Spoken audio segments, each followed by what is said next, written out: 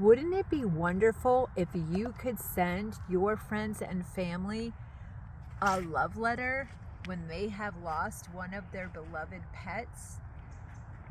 It's actually the year anniversary of the book that was released last year that I wrote, Love Letters from the Circle of Life with Animals, Finding Gratitude and Beauty in Heartbreak and Grief.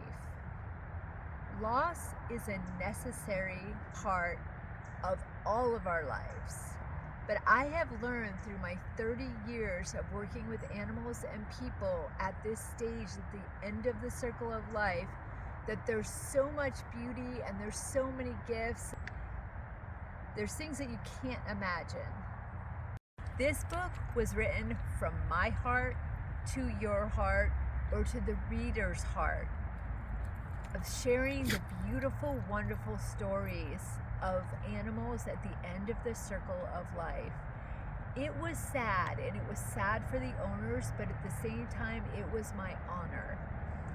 And I believe that readers whose hearts are breaking will just receive a little bit of a cherished gift for their heart by reading this book.